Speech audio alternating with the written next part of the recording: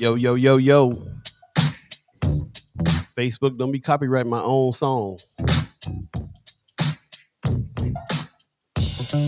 First Sky Omaha Radio. It's going down.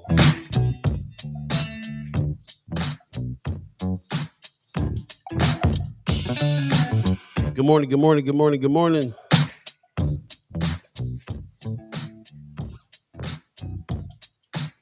Oh, yeah.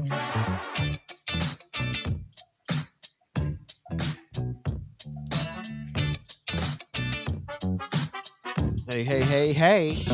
Hey, hey. Phone check, fool. This is not copyright infringement. Man. You own the rights to my own jam.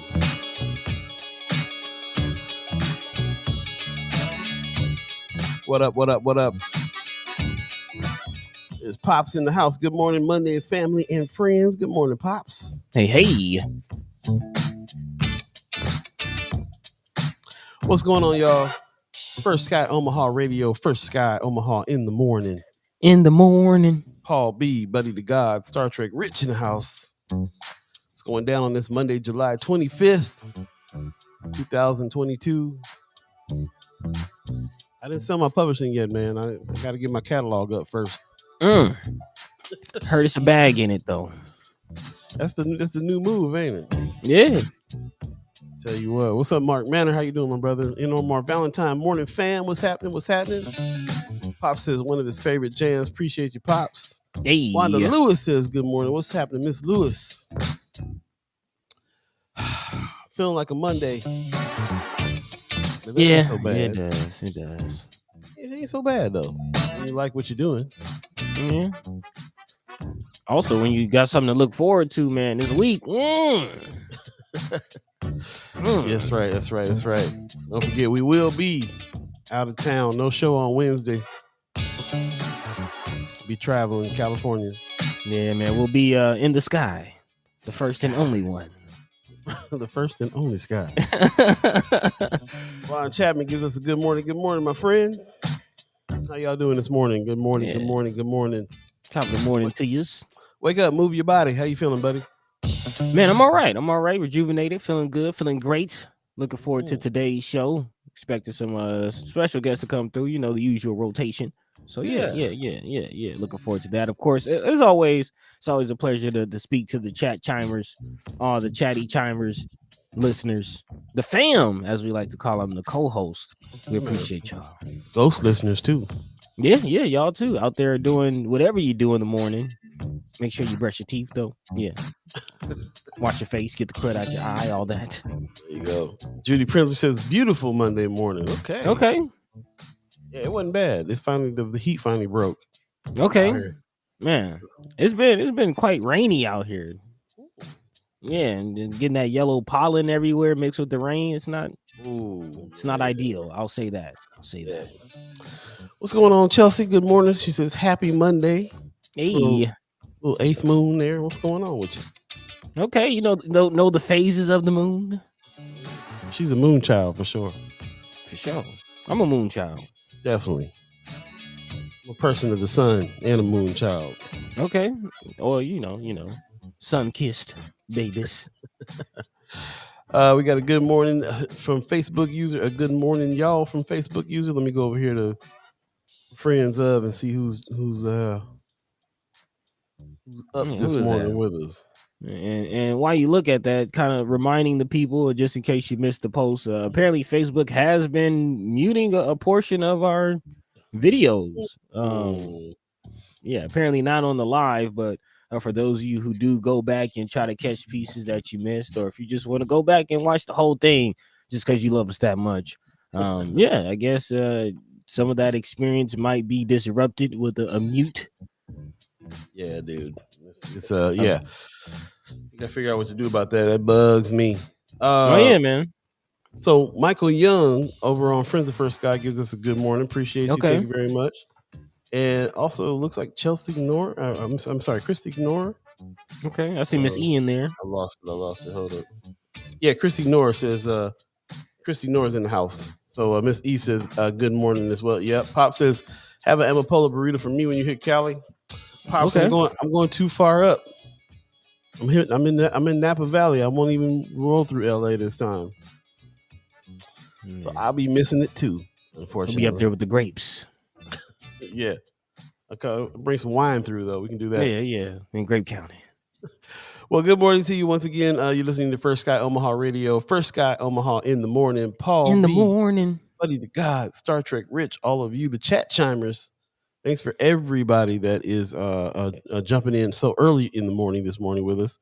Yeah, man. Wanda Lewis says Von Chapman is in our city being great and creating jobs. I like that. What a cosign right there. Okay. We often say my favorite thing I heard last year was that you're not really making boss moves unless you are hooking people up, putting some money in their pocket, moving pieces on the board. Pieces on the board. So that's really what's up. Really appreciate everybody that's jumped in there and helping out in that way. That's just really what's up, man. Really love that. Facebook you says we rise again. Everyone, make your day great. I like that. Those good affirmations there. That's what's up.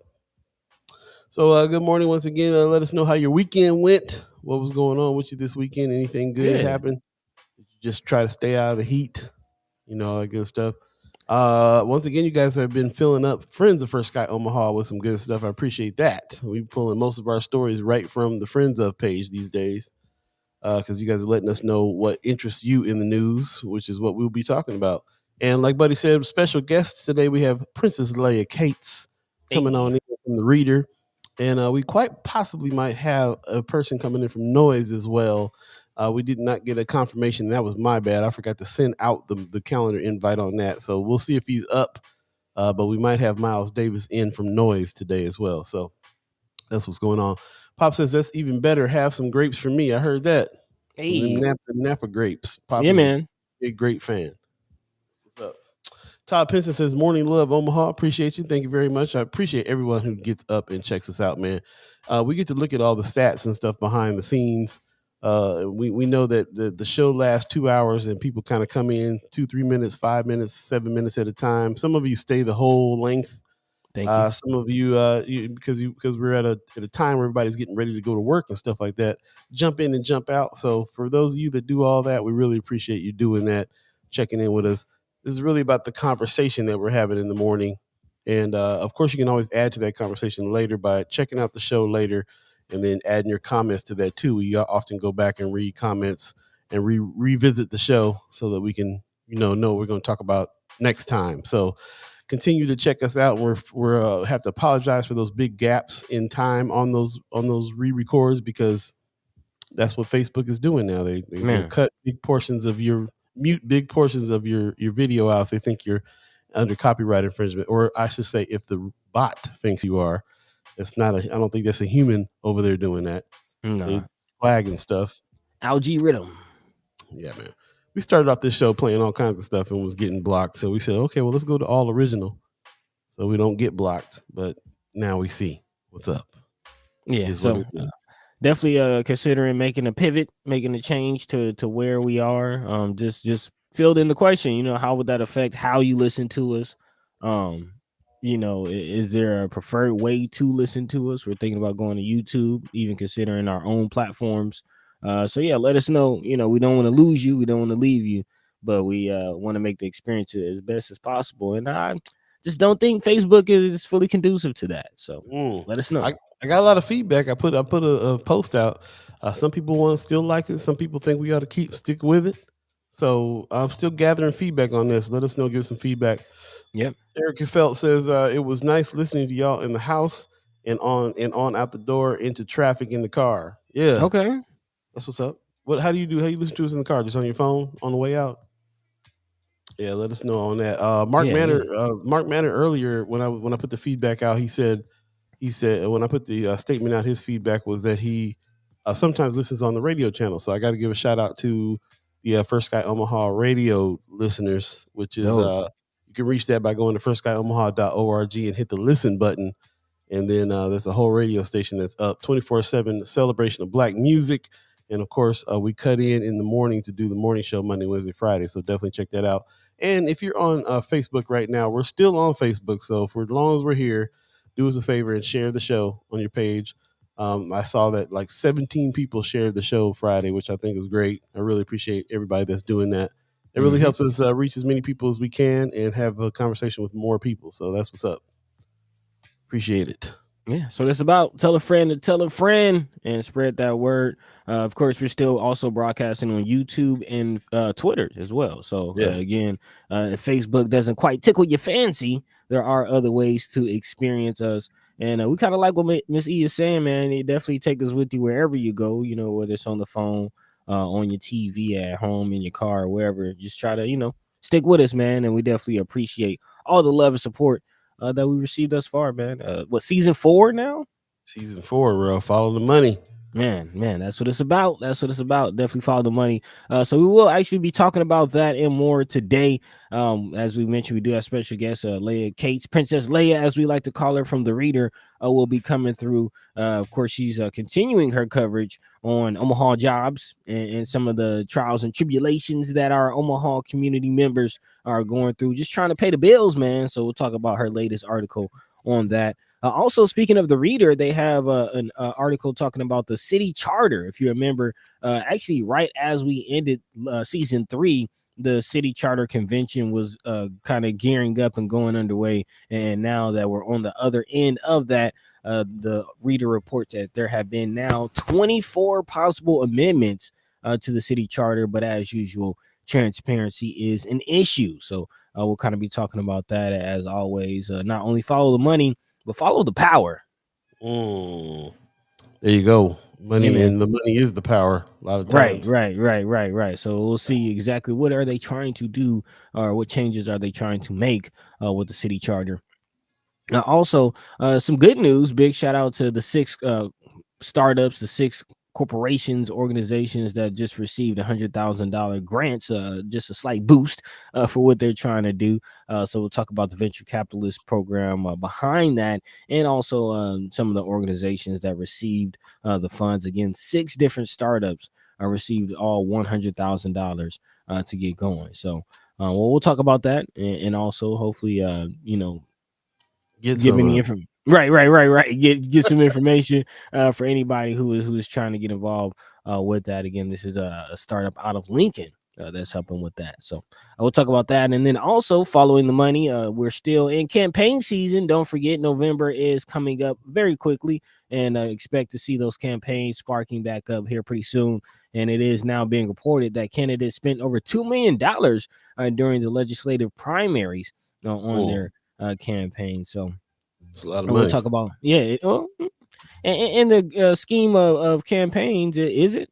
We'll talk about that, and just kind of course, follow the money, if you will, with some of these elections and campaigns. And again, it always seems like the candidates that we want to support don't always have the most money. So we'll talk about what impact that has. Also, this is quite interesting. This actually might save a life, man. It has been reported that over 600 people have been killed at the hands of police since 2017 around the country. And now USA Today reports that there are apps that could change or possibly even save your life. A Lawyer in Your Pocket is the name of the article. So we'll dive into some of that information as well. It's all about providing value, and talking about the things that matter to you the most. So big shout out to everybody dropping things in the Friends of First Sky page. As always, check that page out if you have not, and let us know what's on your mind. Let us know what's going on in your world. Or of course, if you're in the chat and there's something that we are not discussing or not touching on that you feel like we should, go ahead and drop that into the chat, and we'll try to discuss that. Otherwise, let your mind be free, let your voice be heard, join the conversation. Of course, we're here for the next 2 hours. Paul B, Buddi3 Da Gawd, Star Trek Rich, all of you.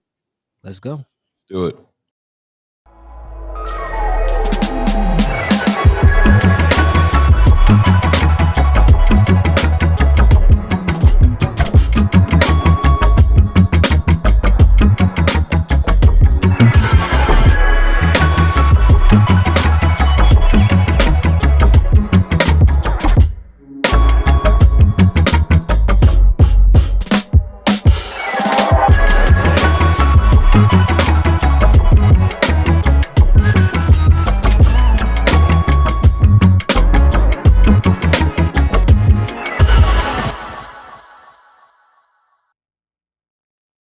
Good morning, good morning, good morning. Once again, thanks for tuning in. You're listening to First Sky Omaha Radio, First Sky Omaha in the morning. In the morning. Paul B, Buddi3 Da Gawd, Star Trek Rich, all of you in the chat, and all of you, the ghost listeners as well. Thank you, everybody, for joining us on this Monday, July the 25th, 2022. Time is always flying. If you believe in the concept, 7:15 right now. Also, if you believe in the concept of time, if you're keeping track of it and you got things to do today, we really appreciate you coming in and checking us out. We'll be here for the next hour 45 minutes to have some discussions with you. So please jump into the chat and also join us with the discussions. Really appreciate everybody doing that. And just jumping into the chat real quick. Facebook, E says, Miss Erica Felt says, because I conduct networking for my business on Facebook while listening to y'all, I prefer you on Facebook. However, I'll check you wherever because the information and food for thought is valuable. Appreciate you. Thank you very, very, very much. We probably won't get off of Facebook. We'll probably just add some other places that you can check it out. I don't know. It's top of my head. I'm still sorting through the feedback. Pop says you can write to Facebook about that, explaining how and why you have no copyright infringement, and they will fix that. I've had to do that many times. Okay, cool, Pops. Okay. Appreciate the advice. We'll definitely talk to you a little bit more about that. Brooke gives us a hood morning. What's up, Brooke? Hey. What's up, B? What's happening? A hood morning to you too. Wanda Lewis says the charter amendment was pushed up a year early. The mayor wants it to be on the November ballot. Interesting. Because there is something on the charter there about the mayorship. So that's interesting that that it got pushed up a year early. Some agenda there. So yeah, we'll definitely check it out. Jonathan Benjamin Alvarado says Texas in the house. What's going on, big bro? How's Texas life treating you? It's not too hot out there, is it? Let us know. Let us know. In the meantime, between time, like I said, we got special guests coming in remotely from the reader. Miss Princess Leah Cates is coming in. We'll talk to her pretty soon, so stay tuned for that. And also, quite possibly Miles Davis from Noise will come in as well today. But in the meantime, got some things to jump into. So I'll turn it over to you, buddy. How you feeling? Well, let's go ahead and start with this charter information since the chat chimers are coming in hot with the additions and the thoughts, and we definitely appreciate you because I don't think this was mentioned in the article. Big shout out again to our partners over at the Reader and Mr. Pete Fay, who again wrote this article. But yeah, again, once we ended season 3, a big shout out to Keatron Zykel, who actually brought this to our attention and just gave us a glimpse into just the experience that she had trying to cover this charter convention. Again, it was in the city convention building downtown, and she was trying to find the door and couldn't find the door. There was a small sign, letting you know that, hey, you got to go to this very far side door and push a button and wait for somebody to let you in order to even get in. Although this is supposed to be open to the public, the doors are locked, and you got to go through this whole process, even if you can find the door to get in. So that's kind of the typical experience of public, people or journalists or anyone who's not necessarily a part of the committee trying to cover this. And it's a big concern because again, we're talking about the city charter convention. I believe this only happens so many often years, and this is actually the 8th city charter review convention in Omaha's history. So it happens very, very few and far between.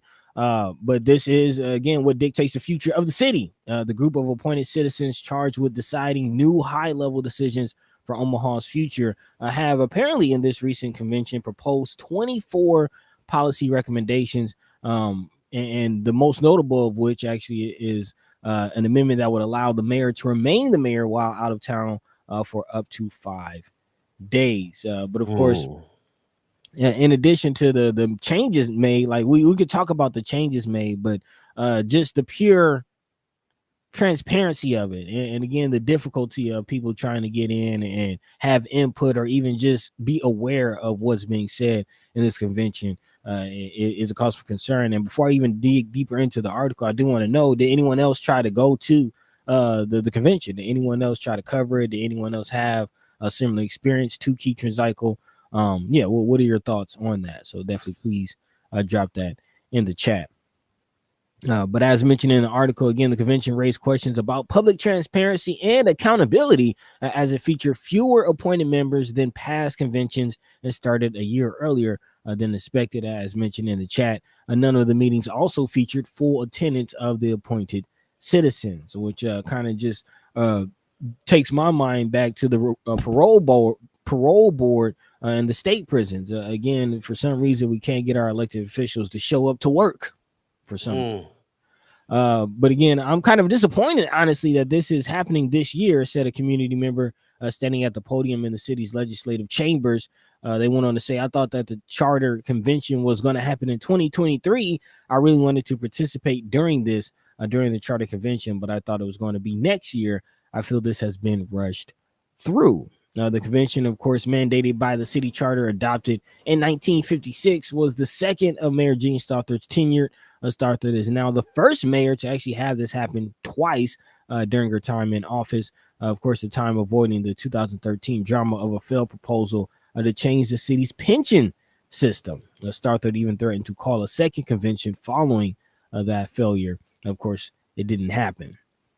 But again, some of the changes that are being proposed in this, of course, is, as I mentioned, the power of the mayor. If she leaves the city for up to 5 days, she will remain in power as mayor. I believe currently there will be an acting mayor. The council president will act as the acting mayor if the mayor is out of town for more than 2 days.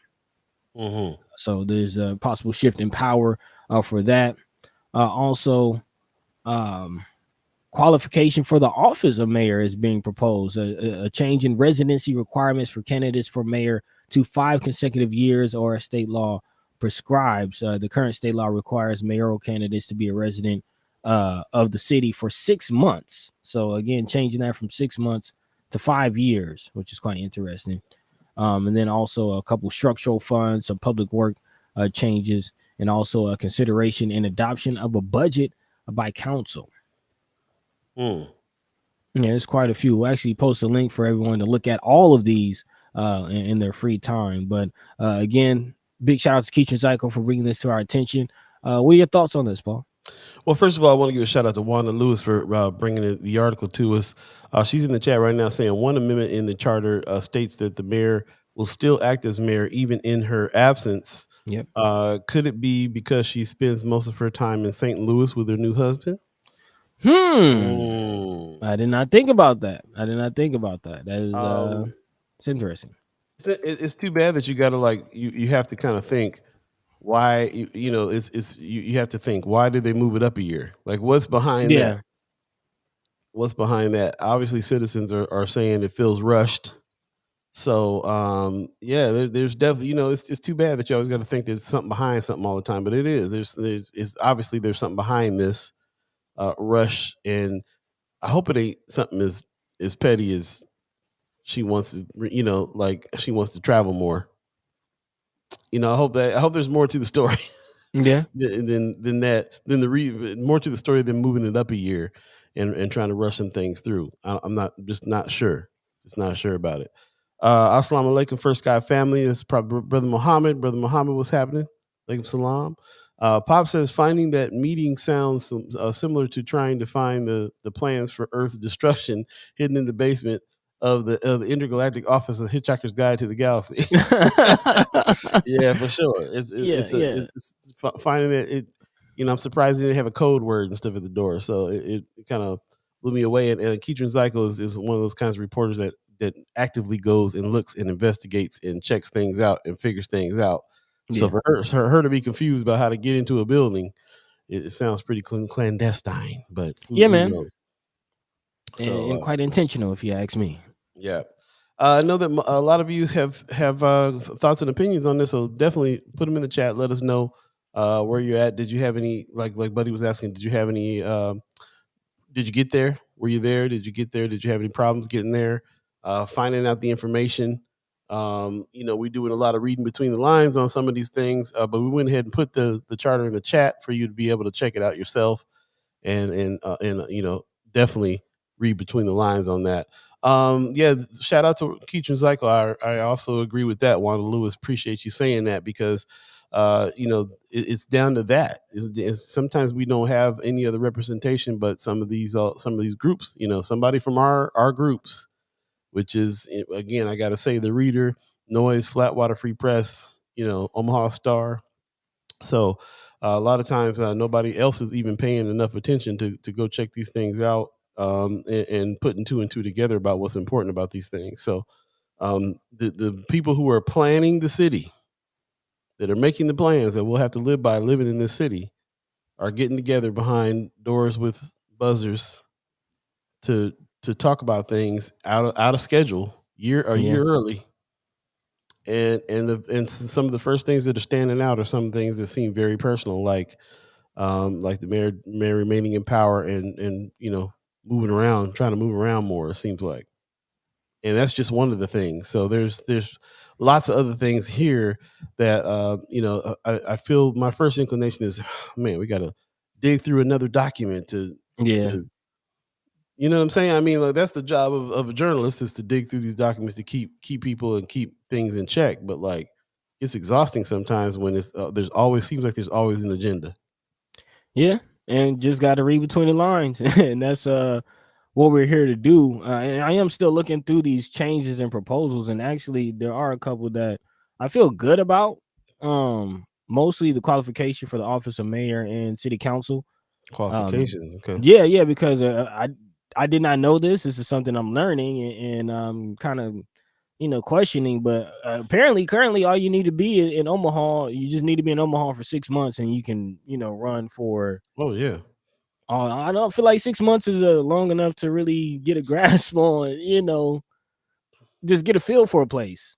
Well, Like, you no. mean somebody can just come in for 6 months and just Well, try to be empowered? They wouldn't be popular enough to get elected in 6 months. Number one, True. unless it was like Wycliffe trying to come and be president. I think they had similar law over there where he was like, he can have a house there for a year and then run for president, and everybody already knew him. But like, that doesn't necessarily happen like that in it wouldn't happen here like that. So Yeah, it's a good point. It's a popularity thing with the mayor. You gotta get elected, and they even use it as a joke. Like, I got a cousin they used to call the mayor of downtown because everybody knew him, and everybody knows him. You know what I'm saying? So, so yeah, that's the qualifications, but not much more, not a whole lot. Like, no, she's Mayor Stothard does lean on her education. I mean, her she was in the medical field before. Yep.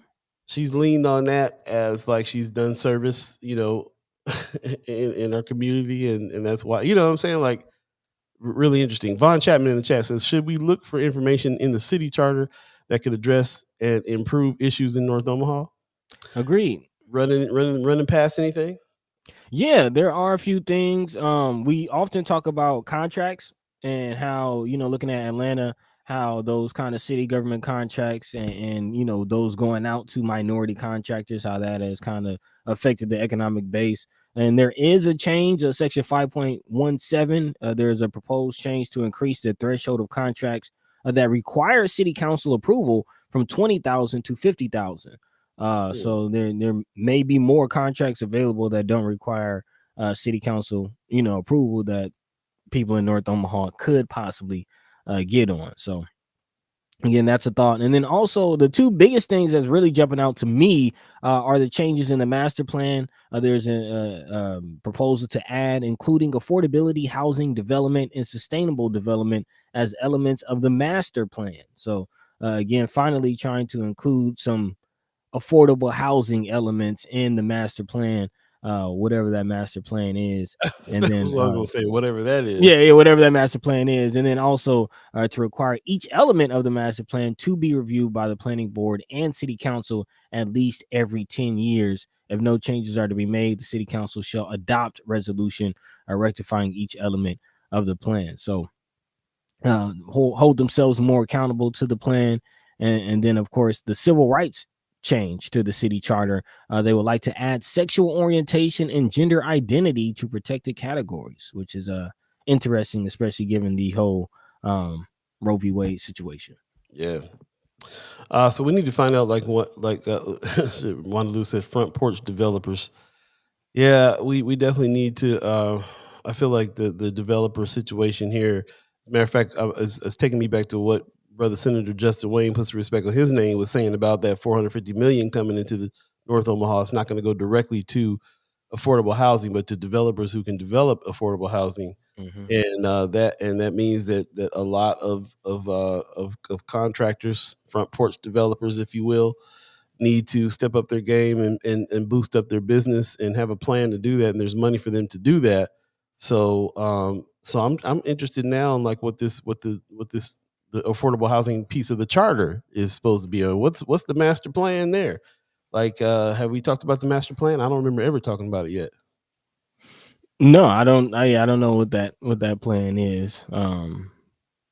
Yeah, I'll have to look for it, I guess. But I did see in the chat, Wanda Lewis asking, you all know who's on the board, and there is a list. You have, looks like 10 or 12 members, half of which are selected by the mayor, half of which are selected by city council. Oh, that's right. I remember that. We have Nigel McPherson, Dewan Reddick, John Fox, Armando Salgado, and these are all business owners. Paul Kratz, who's a retired city attorney. Julia Plucker, who's also an attorney. Jorge Santalango, who's a vice president of MP Dodge. And Andrew Prestai, who's a business owner. These are all people selected by the mayor. People selected by city council. Reverend J. Scott Barker, who was nominated by Pete Festerson. Maxwell Morgan, who is the business owner of Cush Consolidated, was nominated by Councilwoman Juanita Johnson. Tim Pendrell, who's a legislative aide, by Danny Begley. Janet Bonnet, who was nominated by Vice President Vinnie Palermo. Kathleen Koth, Mike Kennedy, and Angie Quinn. These are all your charter council members. Interesting. None of those names are familiar to me. I've heard a couple of them. Just heard the names. Jorge Santalango, I've seen that name, but yeah, don't really know them, but I've heard some of the names there, and some of the names are standing out. Yeah, let's see. I'll go ahead and put that in the chat there. The names. Let us know if you guys have any background with any of the people here that we're naming. Also, Brother Inarmar Valentine says one of the interesting parts of the article was the attendance log of who did not show up to the meetings. Yep. Why was that? Why was that interesting? Because there was quite a few people who didn't show up. Reverend J. Scott Barker only showed up to 3 of the 7 meetings. Okay.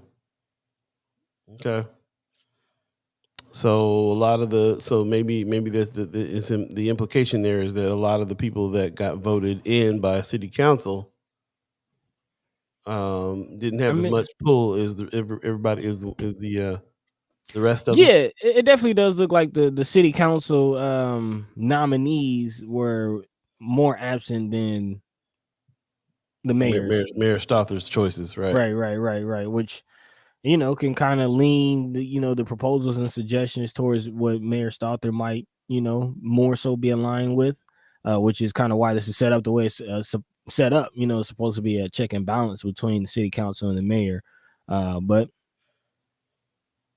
yeah, never know. There's also meetings and minutes, and video of each meeting available on the link that we posted as well, so you can go ahead and check that out in your free time.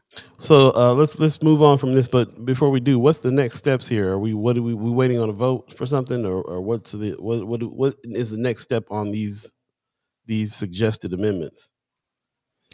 So yeah, there's definitely going to be a vote. I'm not saying exactly when that is going to come down, because again, all of these are proposed.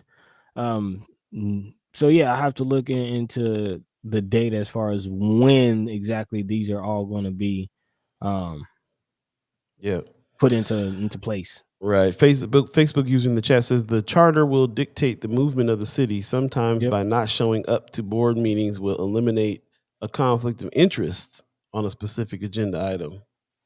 That's interesting. Got me wondering how we can be of an influence to that situation. Of course, showing up would help. But how is there any? I wonder if there's any public discussion. Um, those kind of things are rattling around in my brain now. Mark Manner in the chat says Mike Kennedy is one of the worst people in Omaha. He is on the Millard School Board, the library board, and is everything bad about extremist Republicans in one patsy little package. Woo. Strong words, Mr. Manner. Strong words indeed. Okay, and that's Mike Kennedy was nominated by Brinker Harding, Councilman Brinker Harding. Oh, okay. I remember that name. Yeah, but what is known now is those amendments. I found it. Those amendments will be going before City Council. If any amendments will be placed on the November 22 election ballot for voter approval. So again, we'll I guess we seeing these on the ballot in November. Of special interest will be if the City Council, who's president under the current charter, becomes acting mayor anytime the mayor leaves the city. Will support Mayor Stoltenberg's proposal to allow the mayor to remain in that position while out of town. So again, that's kind of the big one that a lot of people are keeping their eyes on. But again, if you'd like to familiarize yourself with all of the amendments, there's also an amendment or proposed change about if there's a public disaster and the mayor is incapacitated, who gets the power in that situation as well. So definitely go look at that list and prepare ourselves, because November it's a lot going on in November. So let's get ready, y'all. For sure. Let's take a quick break. You're listening to First Sky Omaha Radio, First Sky Omaha in the morning. In the morning. Paul B, Buddi3 Da Gawd, Star Trek Rich, all of you, stay tuned. Do us a favor if you're on Facebook, share the show, and we'll be right back.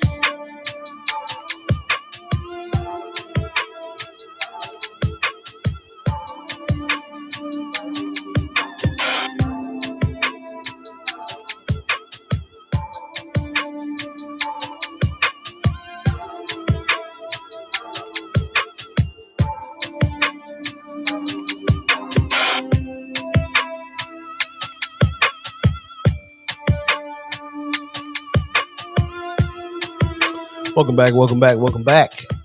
First Sky Omaha Radio, First Sky Omaha in the morning. In the morning. Paul B, Buddi3 Da Gawd, Star Trek Rich in the house. We got Vicky Young saying good morning, everyone. Good morning to you, Vicky. Appreciate you tuning in this morning. Vaughn Chapman is asking, what exactly is the procedure to suggest ideas or changes to the city charter? That's what I was asking beforehand. How can we be of an influence there? So that is definitely a question I'd like some answers to, if anybody has any. Beth Davis Wilson says, good morning. Sounds like lots of research needed.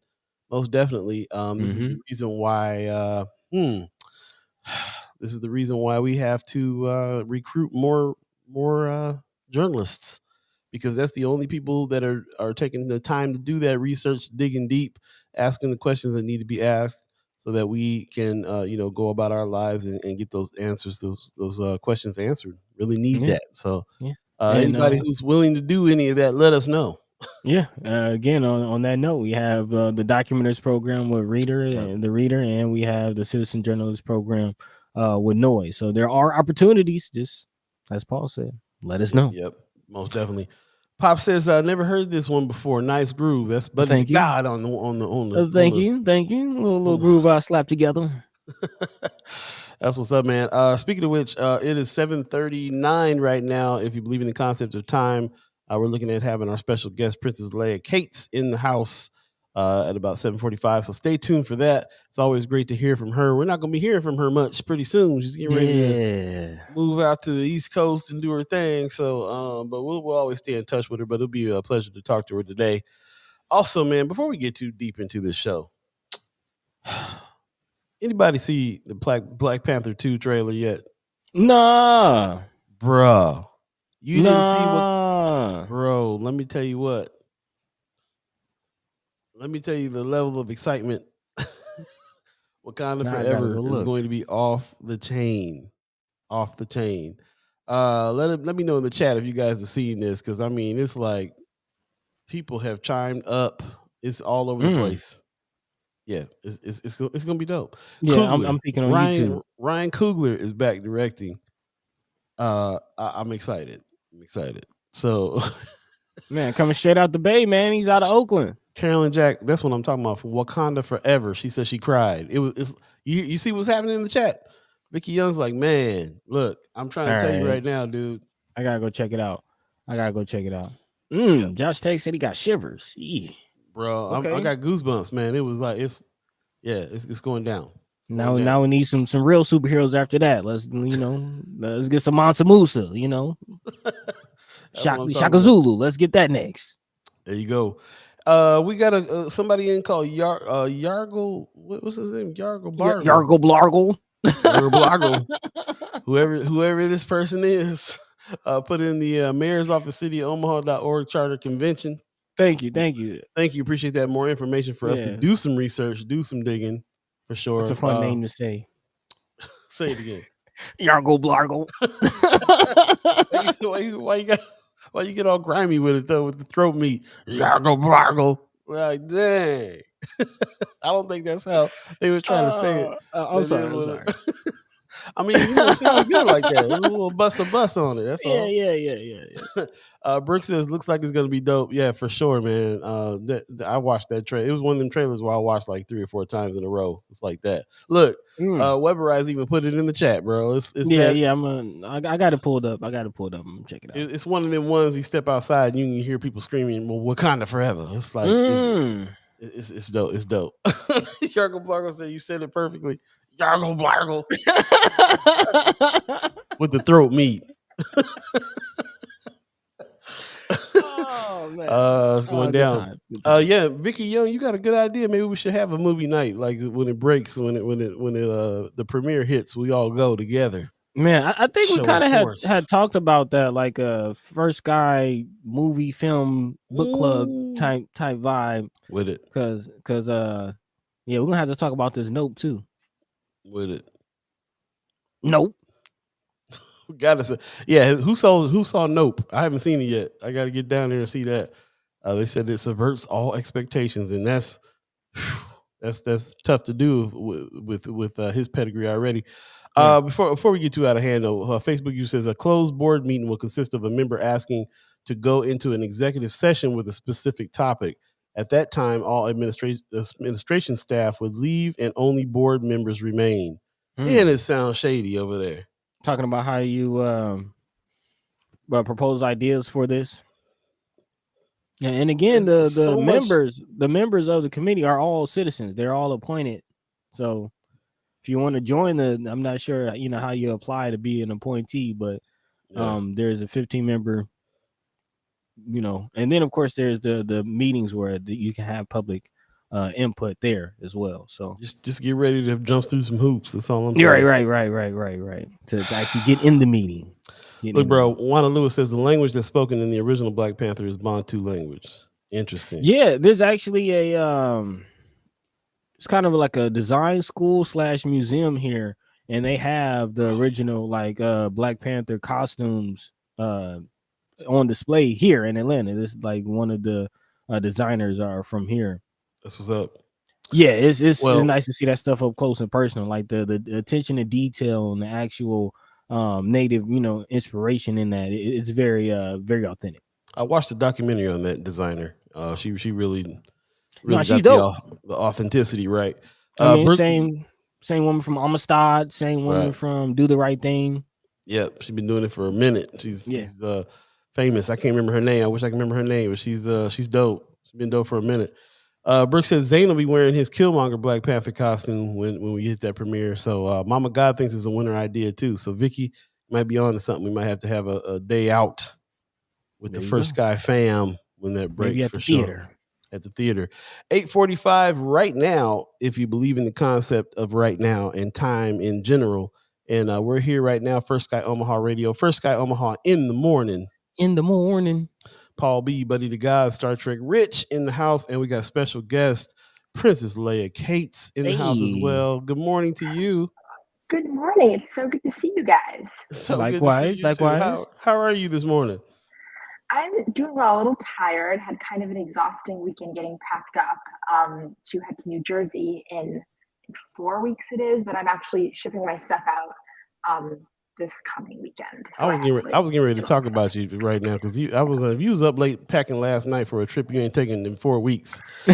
You were because it's only because I'm taking a trip Wednesday and I haven't done nothing for my packing. Yeah. So. No, if anybody was going to be packing 4 weeks in advance, it would probably be me.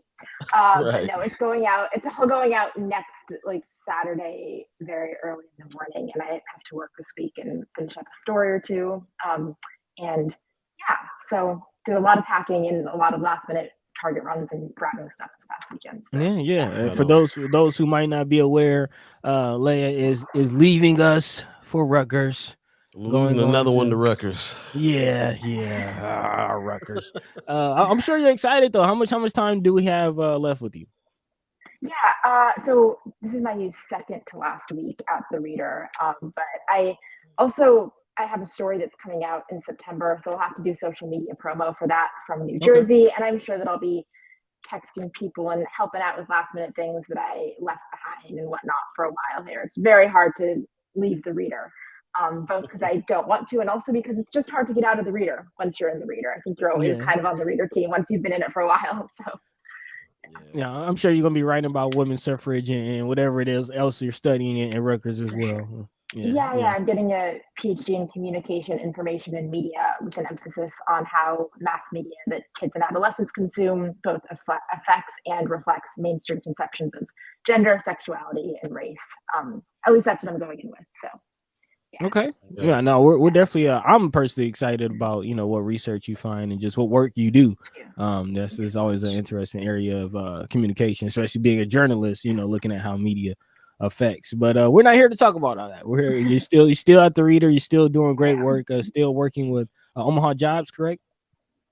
Yeah, actually, I kind of turned that over to Arjav Rawal, who's my successor for the position that I was in. Arjav Yeah, Arjav is great. Really excited to see the work he turns out while he's here. But yeah, for me, I just finished up a big deep dive that was kind of like a combination of the Omaha Jobs series, but it was like the cover story was a much bigger deep dive. I did like 5 months worth of research on how the state has $108 million of money in temporary assistance for needy families, which is all money that could be used to serve needy families, including giving them direct cash assistance. And meanwhile, and I've talked about this a bit on the show before, but I'm happy to go more in depth today. Meanwhile, they're denying 90% of applicants to a direct cash assistance program. And we actually have the 4th highest denial rate in the country. So congrats to Nebraska. Yeah. So what, as far as you've seen, what are some of the reasons that people are getting why they're being denied? Yeah, for sure. So one of them is drug convictions, specifically, I think if they're distributing or selling drugs that, can ban them for life, actually. So even if they, had a drug charge from 10 years ago and their life is in a completely different place, they're sober, they're not, doing that anymore, they're still banned. And actually one of the people I talked to for the story, and she's at the national level, she works for the Center for Budget and Policy in DC. She was saying, listen, like even if they're struggling with drugs in the moment, like that says to us that they need less, or that they need more support and more help, not less. So that is, one of the reasons. There's also like extremely, the income cutoffs are kind of ridiculous. So if you're in a 2-person family and you're making $741 or more a month, you can't get on the program. So really draconian income cutoffs there.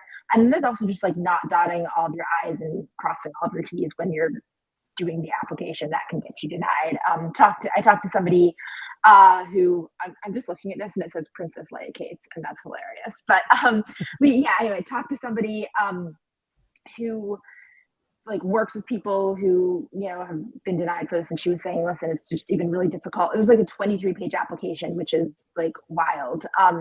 And another thing just that I want to bring up, because I want to make sure we touch on it, that I hadn't necessarily talked about in previous times because I didn't really realize this. Once you're on the program, you have to do about 30 hours a week of work to stay on the program. And oftentimes that work is just like job searching and going to like these LinkedIn webinars about, potential jobs that you can take. And they're usually, I've talked to people who've been on the program, and they say they're very low wage jobs that are probably just going to keep you in poverty and perpetuate that cycle of poverty. And the amount that you're given, for spending that 30 hours a week for a 2-parent family is just $408 a month, which is, not very much at all, and is actually far below the minimum wage. So, yeah, I'm kind of doing the math. So you said the cutoff is $700, I say roughly $750 a month. $741 for a 2-person family. Yeah, so like a single mother and a child. So you have to fall within that threshold, and even at doing that at 30 hours a week, you only get 400. So you're only now making, after going through this program, $1,000 a month, or you're making $408 a month. Well, in addition to the 700 that you're making to qualify. Yeah, usually I've heard that once you're on the program, it's usually very hard to keep whatever job you had in the past because you're so busy doing the 30 hours a week, and you're also busy, like working, or like having, a family, because you got to have kids to be on this program. And they also don't really like want you to be working, right? They kind of want you to truly not have a job in order to be on this. So it, could be harder to even get into the program. Yeah. So, and I'm guessing if you're only making about $700 a month, you're probably homeless. Probably don't have a car because you can't afford insurance or just gas. So who's coming up with this stuff? Like, how does this even make sense? Yeah, so that's a great question. And let me just say, I just pulled this up in the story here. If you calculate that out, you're making $3.13 an hour on the program, which is well below Nebraska's $9 an hour minimum wage, which we're even trying to increase that. So $3.13 an hour to be doing all of this work on this program. But yeah, anyway, so in terms of who's making these decisions, basically the money, that we have from temporary assistance for needy families, it can be used for that direct cash assistance. It can also be used for a lot of other programs to help underserved families.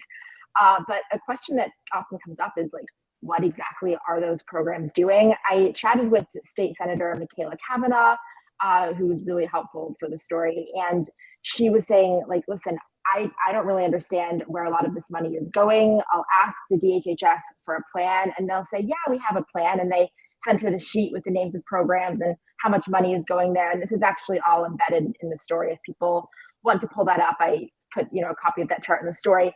And you can tell that it's very vague. They're just like names of programs and then dollar amounts. And she says, Michaela will say, well, this isn't really a plan, where exactly, what do these programs do? Where exactly is the money going? And they'll just be like, oh no, we sent you the plan. This is our plan. And she's like, this isn't, and she's like, there's kind of a lot of back and forth there. She actually used the term gaslighting to describe it. At one point while giving testimony, she said, this feels like a slush fund. So there's a lot of questions about how the money that's being used is even, being used or not being used at all. A lot of questions there. Yeah. Well, one person in the chat, Mayor Sanchez, says that they are getting denied because the state earns interest on that money they hold back. So that could be one answer to why some of this money is getting played with the way it is. Also, Miss Erica Felt says that because I have to close my business for 2 months, I actually looked into it. I'm closing for medical reasons, causing me to be unable to work, but will open my business with guaranteed clients. They said I had to attend job training and search online 30 hours a week to get $409 a month. The woman was offended when I caught a case of the giggles and couldn't stop. Because it's ridiculous. It's laughable. Well, here my thoughts on this stuff, and let me know in the chat, and let me know what you guys think about this. But They're purposefully making this hard for people to get aid. It's a purposeful thing. It feels like to me. It's a punishment. It's a thing about punishment. They're always being punitive about everything. And I think that they think this is going to push lazy people out to go work and to go not just go work, but out to go try to live this American dream of being as rich as you can and diving into this whole atmosphere. So the numbers doesn't add up. Like Mama God is saying, the numbers doesn't freaking make sense. Actually, it's insulting. And that's why it feels insulting to me, because it's punitive. It's they're trying to teach you a lesson. They're trying to make things super hard for you to go this route. They don't think that if you're here, you should need any help or want any help. Miss E says it's gross. If I can't work because I'll be on bed rest, why should I look for a job, especially when I have one? Her specific case, this is very there's no help when needed is really the problem. We're paying to the system all the time, paying into the system all the time, but don't get any help back out of it when we actually really need it.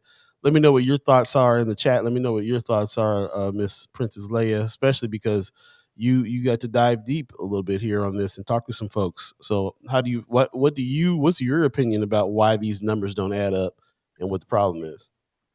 Yeah, for sure. I think part of it is it almost seems to be like confusion within like the DHHS and the legislature, that they're not like prioritizing this, and they're just focusing on other things. Lord knows what. This is just kind of an oversight, but there is definitely, like, I think a big part of it, like you were talking about, is stereotypes about people who need this assistance, need the support. Yeah, that they're lazy, that they just don't want to work, that they just want to live off government money. But clearly that's quite impossible to do, to live off of this amount of money. And that's what a lot of the people, that's what people were saying that I was talking to.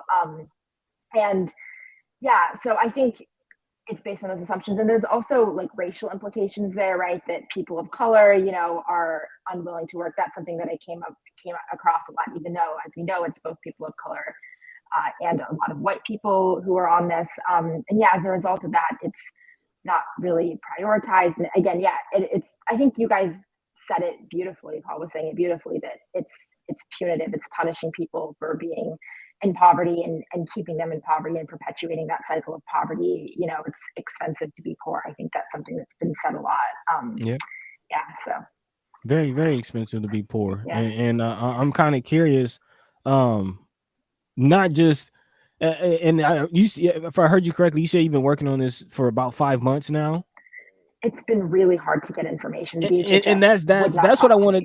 That's what I wanted to get into, is a little peek behind not just the story that we can read the article, but a little bit about what we can't read as far as your experience even putting this story together. I know, again, you've been mentioning it several times in the editorial meetings, some of the hurdles that you've been going through. So can you speak to not just how hard it is to get the assistance, but how hard is it to even get the information on the assistance?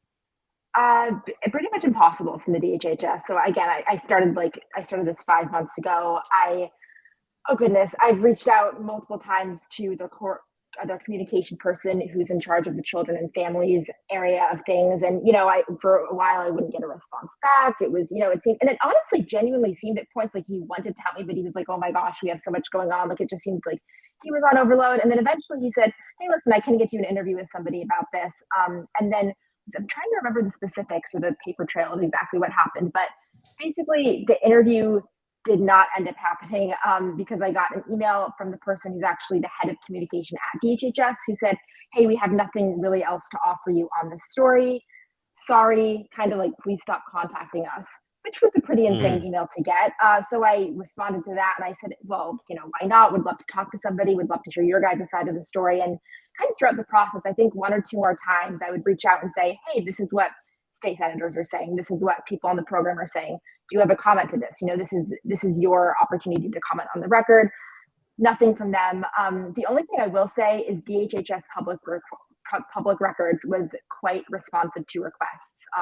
So that was really helpful. They were able to get me some documentation. I think they're kind of legally obligated to, but yeah, in terms of getting to talk to people, who are really making these decisions at the DHHS, it was literally impossible. they wouldn't talk to me at any point. And the other thing is, it was frustrating because often I would be talking to other people and they would say, I don't know, talk to somebody at the DHHS. They should know this. Like, just talk to them. And I'd be like, I tried to, but not happening. So, yeah. Wow. Ceci G in the chat says, it amazes me that people are okay with the rich getting in abundance, but don't want poor people to have the bare minimum. Makes no sense. Well said. Wanda Lewis says, like you said, they just want to draw interest on that money. So there's definitely a game going on here. And we can say that for certain. There's absolutely certain that there's a game going on here, because here we are sitting here with a journalist who can't get any information about what's going on, not even a statement from them. They've actively pushed her away from understanding what's actually going on here, and that just tells you, that's just proof that there's something shady happening here. Mama God says, it's organized pumping for show. If you think that about these lazy folks, then don't go to the government to get money for programs to help them. You just realize the government is not really serious about this, so you can pretend, get the money to grease your pockets and keep it moving. Straight pimping. You're exactly right. Exactly right, Mama God. This is Gwen Easter in the chat too. Thanks for joining us, Miss Easter. One of the very outspoken citizens that we have here. I'm loving the things that we talk about every time we talk. She's just saying it's horrible to think that they want someone on medical leave to focus on job search when they have to focus on getting better. Just no help at all. Yeah, I mean, even the drug conviction, side of it, like that tells you the mental state that they're in, and especially if it's like banned for life, like people struggle. You can never get help if you for the rest of your life you need help. Man, if you got busted for weed or something. Man, you know what I'm saying? I just wanted to jump into the friends of First Sky Omaha. Shout out to Senators Justin Wayne and Terrell McKinney. Put some respect on their names. But Justin Wayne posted on Facebook. He says, if Omaha and the community wanted to change, North Omaha specifically, it would have already. This community raised over $400 million for a park in 8 days. We can raise $300 million for community development and job creation if we really wanted. And again, he's talking about 400 and 300 million, and they're sitting on 108 million and still not doing it, really anything with it. And that's kind of my question. As some people have mentioned, there's interest that can be gained on this. Have you heard or have any idea of what could possibly be done with this money if it isn't used for this? That's kind of the bizarre thing. It has to be used for this. Like, they can't take it from the federal government and put it in other places. So they're kind of just not using it. And I should say this is a national problem. There's about $5.2 billion like across the whole country that states are holding on to. Again, Nebraska does top the nation when it comes to denial rates to ABC. We're the top fourth in the nation. But yeah, I didn't hear a ton about like, oh, they can do X, Y, or Z with the money. Like, it really is earmarked for this from the federal government. I will say the DHHS, so I got their spending plan, and currently, so by September, it is projected that we're going to have $110 million in the rainy day fund, but they're saying we're going to gradually spend it down, and by 2028, there will be about $4 million in the rainy day fund, which sounds promising. But when I chatted with people and advocates who have been, working on this for the last 10, 20 years, they're like, yeah, they say this all the time, and we just never see it come to fruition. So we would love it if that would happen, but we're just not seeing it.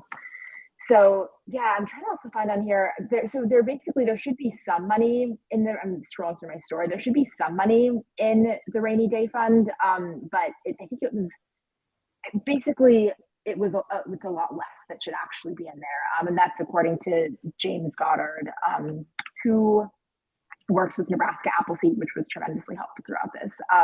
Yeah, he said you can keep like 6 months worth of TANF spending, which would be around 28 million in the rainy day fund. But like, we have so much more than that. And another thing to bring up is they say they're using the money, literally for a rainy day. But when COVID hit in 2020, the balance went from 92 million to over 108 million. So like, if COVID isn't a rainy day, like, advocates were like, if COVID's not a rainy day, like, what is that? Like, what would happen? You'll make money during the rain, right? Mayor, Governor of Iowa, Kim Reynolds. I will forever remember this quote of hers. That she said it best when she said, "We want our safety net to not turn into a hammock for people." And I thought, Wow, what an analogy. So, uh, uh a hammock, a safety net.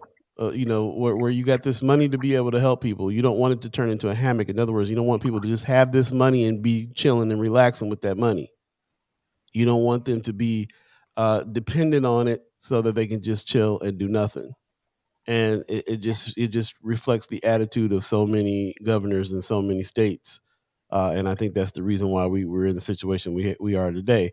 Let's get to solutions. It's 8:05 right now. If you believe in the concept of time, if you're just joining us, First Sky Omaha Radio, First Sky Omaha in the morning. Paul B, Buddi3 Da Gawd, Star Trek Rich. We got Princess Leah Cates in the house from the Reader, and she is diving deep on this subject here of this $108 that they have for aid that they're not really giving up, not really helping anybody with. What are the solutions that we can come up with? Let us know in the chat what you guys are thinking. Stacey Jean says the running day is now. When has anyone ever gotten rich on public assistance? Yeah, Hello. I mean, there you go. Number one, they try to act like the welfare queen existed in the 80s, but she was an actress. All that mess wasn't even true. So nobody's ever done that. Nobody's ever gotten rich on public assistance. So what are the solutions here? What can we do about loosening up that $108 to get help, or what do we do to just ignore that and come up with our own money to help who we got to help? What do you guys think the solutions are on this? I'll ask you first, Miss Cates. Yeah.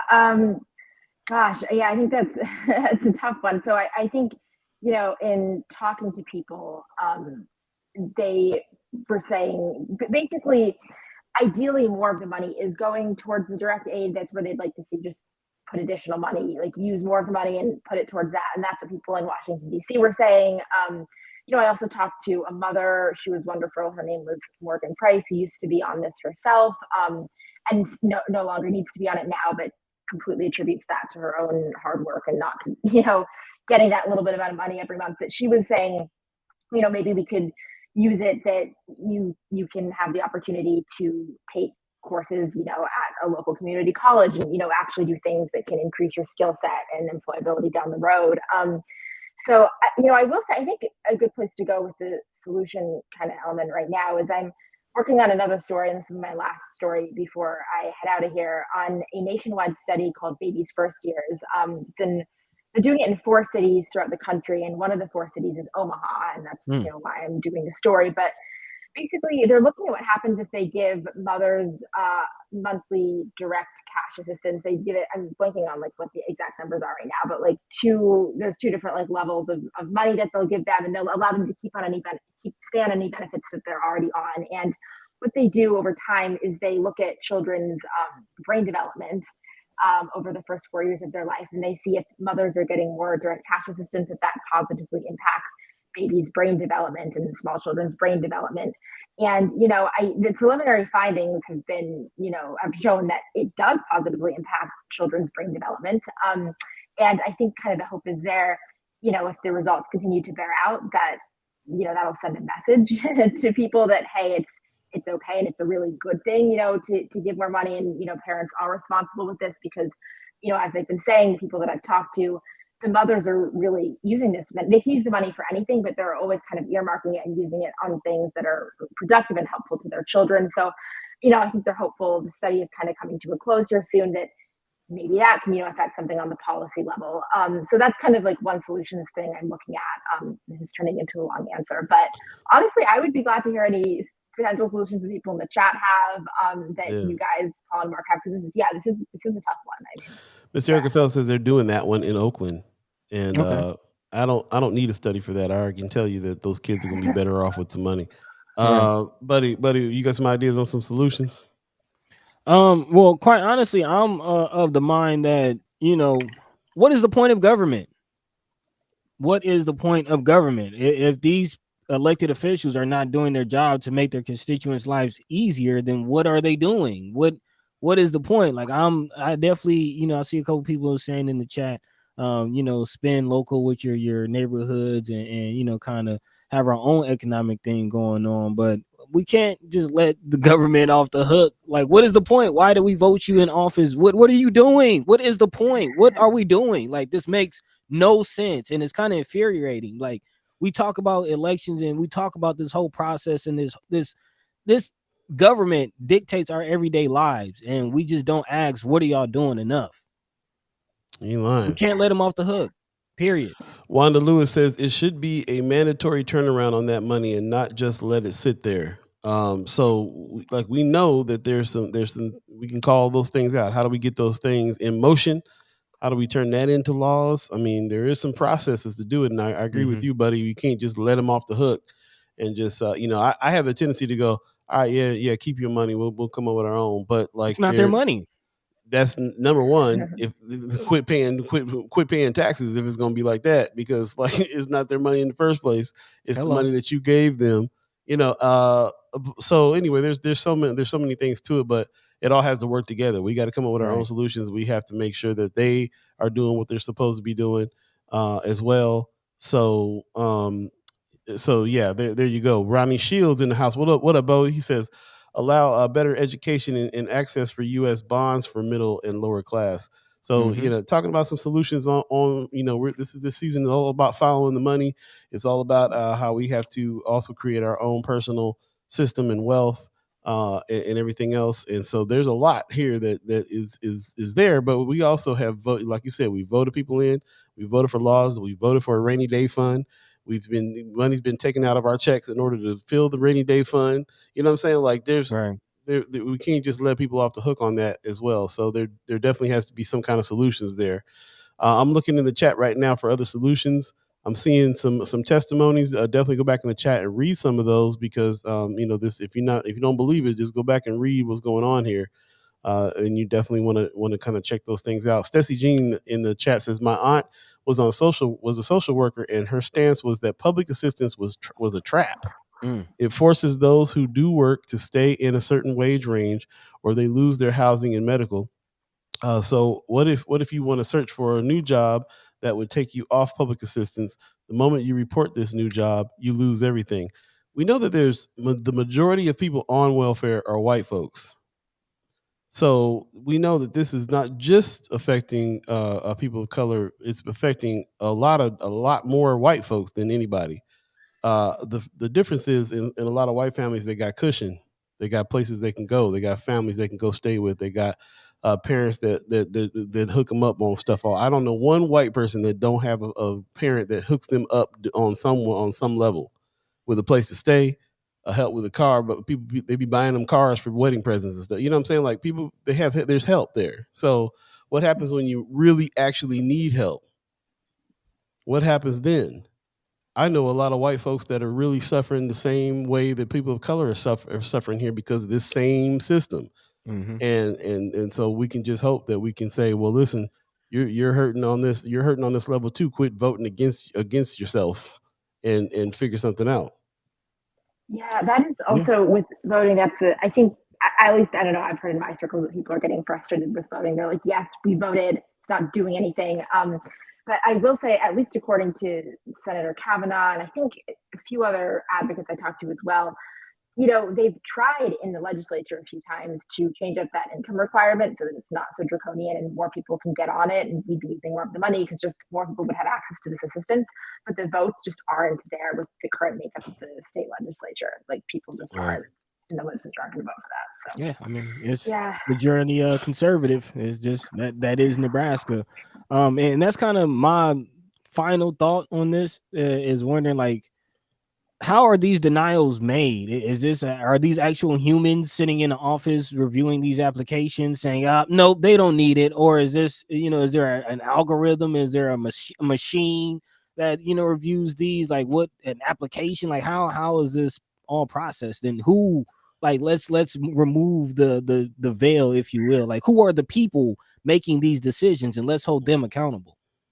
Well, if Leah Cates haven't found out, then I don't know what we're going to find out because I know that she dug deep on it for sure and they slammed the door in her face. I can answer that a little bit. I can answer some of that. So it is a 23-page application. And I believe like a human from DHHS does review it. And there's actually an interview afterwards But that's like another hurdle, because if you can't make your interview time because you are trying to make ends meet and have a bunch of little kids, or they decide in the interview that you do have resources, all that kind of stuff, like that's just another kind of opportunity to be denied. So that's, it goes to like 23-page application, the interview, and then I think after that they'll tell you yes or no. But if at any point in the process you mess something up, I've heard it starts all over again, kind of. So it can take a really long time to even get on the aid, and like you might need it immediately, right? And the other thing I think to keep in mind with all of this is it affects children, right? Like this is money that's intended for children. Only people with small children or children below the age of 18 can get on this. And for a country that says we care so much about kids and kids of the future, like this really is not supporting children. I mean, this goes directly against this affects them directly. Yeah, it really is not.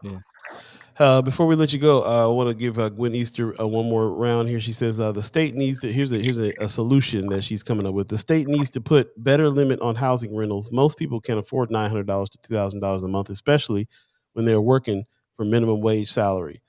So that's one solution as well, for sure. Also, I like what Von Chapman says, and let that be the final word on this. So he says you can't legislate morality. Nope. And Mama Guy said, or ethics. So with that said, thank you so much for diving so deep into this. We really appreciate you doing the work and continuing to do the work in this long form reporting that you're doing here, and really kind of digging deep. So really appreciate it. And we have to leave it off here with like quite not really a plan of attack quite yet, but we'll have to figure out something, and we will keep discussing it. I'm sure this is going to be something that's going to be an evergreen topic for us as well for a while. So thank you so much for your contribution on that. And where can we go to look next for any other further information on any of these subjects, or who should we be putting pressure on to give us some answers? DHHS. I mean, good luck getting through them, but same with me. Like me, I didn't have trouble, but I think state senators, like like I was saying, they can change the requirement. Like they can put some things into law. And I should say, I also tried to talk to a lot of conservative senators for this. It just it didn't work out. John McAllister was like extremely helpful in finding sources. And he chatted with me at one point, but he kind of calls himself a rhino. He was telling me, he was jokingly saying that to me, Republican in name only. So I'm not sure he's as conservative as some of his counterparts there. So yeah, I think again, state senators and DHHS are the places to put pressure. And then in terms of other things to look out for, I will be doing the story on babies' first years, and I'm trying to kind of integrate into that like any potential plans to to do something with TANF that might be happening in the legislature or elsewhere. So I'm kind of just doing a little bit of additional research into the solution side of things, so I might tack that on, and that'll be coming out in the September issue, so that's a place to look for that. And I guess the one final thing I'll say is Nebraska Appleseed does a lot of advocacy work around this, so I think that they're ones to watch out for. If it looks like they're doing something with TANF, that would definitely be something to follow. So cool. Thank you very much. Yeah, thank you all so much as always for having me on the show, and so appreciate all the work that you guys do. You're incredible. So. Likewise. Thank you. And just because you're going to be in New Jersey doesn't mean that we're done talking to you on here. So get ready to get your internet together out there too, because we'll have. I will. I'll make sure I've got good internet in my studio apartment. I'll work on that. So. You're getting love, Miss Leah. You're getting some love there. Ronnie Shields says thank you for your insight and contribution. So looks like the chat is also on your side. Appreciate you. Thank you so much for coming by today. All. Yeah, thanks to the chat for your engagement with all things First Sky. First Sky's great. So appreciate you guys. Thank you. Have a good day. You too. Bye-bye. Peace. All right. There you go. Always love it when Miss Leah Cates comes on, man. Princess Leah in the house. Laying it on us. The article is available on The Reader, so check it out. TheReader.com. Again, that's TheReader.com. The fun just keeps getting bigger is the name of the article. So again, definitely check that out. Big shout out, Princess Leah. That's right. We'll take a quick break. You're listening to First Sky Omaha Radio. First Sky Omaha in the morning. Paul B, Buddi3 Da Gawd, Star Trek Rich. Stay tuned. We'll be right back, y'all.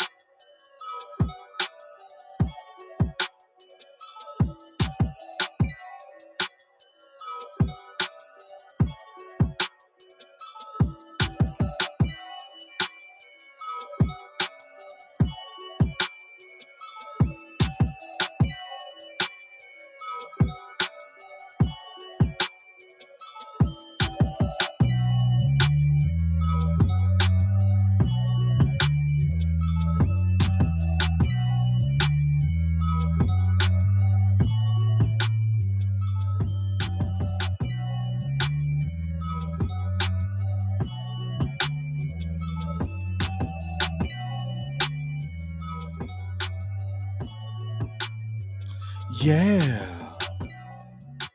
Rolling down the street in my 6'4". Come on, man. You know that's West Coast. You got it going on over there. That's what's up. I got to put some Nate Dogg on it. Yeah, we ride.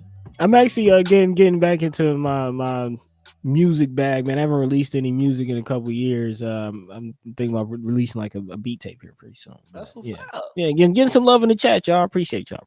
Yeah, that's my one right there out of that pack that you brought. You know, that's my one right there. Okay. You know, you got that chilling at the beach vibe on it. You was right near the beach when you wrote that. Yeah, man. You already know, man. That's what's up. Hey, welcome back. We're following the money right here on First Sky Omaha, the 4th season. Man. Season 4, man, already. Just a little housekeeping that's happening just to let you guys know while we got so many folks here. According to Brooke, over 50 people in the chat. That's what's up. Appreciate you. We will be taking off Wednesday because we'll be traveling to California, and we're going to pick it up and do a live from the hotel version on Friday. At the end of the week, me and Buddi3 Da Gawd might be a little rough because you never know how the internet is in these places. But we're gonna go ahead and make an attempt to make the Friday show happen, and let you know about some of the things that we got going on. We're going to be hitting the Blue Note Jazz Festival out in Napa Valley, California. Here's the lineup, man. And the reason why we're going out there is because we're going to be taking some time with Terrace Martin to meet some of the folks that are here so we can kind of make this connection. We would love to get like Erykah Badu out, BJ and the Chicago Kid out. A lot of people that are going to be on this ticket. We're going to try to bring them to Omaha and do some shows. So we're trying to make that LA Omaha connection, Omaha Atlanta connection, and really kind of bring some acts out and do some things and kind of tie in how it is that they're doing what they're doing. There's a lot of people who are trying to make it in music and do things. And there's a lot of history tied to Omaha too when it comes to the jazz and hip hop scene. So we're going to be trying to tie some of those things together and let you know what's going on there. There's a constant discussion about how to make money in the arts and in music, because it's always the Wild West. It's always changing. And it's really interesting to talk to some of these high level artists to find out what it is that they're doing to shore up their families and build generational wealth and all the rest of those things. So we're definitely going to be doing that when we get a chance. Stacey Jean said, well, all right, now safe travels. Thank you very much. Thank you. Yeah, Robert Glasper. We're absolutely going to talk to Robert Glasper. Mr. Glasper got many of things to say. So that's what's going on for sure. Wanda Lewis says, hook up with Von Chapman while you're out there. I didn't know Von Chapman was in California. Didn't know this. Okay. Thinking you in Omaha, bro. Right. That's the whole time. We'll definitely see what we can do about that. So we'll be gone Wednesday. We'll be back Monday. There's no Wednesday morning show, but there will be a Friday show live from Napa Valley. So that's what we got going on. So tune in there, and we'll let you know what's happening, and we'll continue the conversations. And my favorite thing right now to do, man, this has really sparked in me this idea of citizen journalism.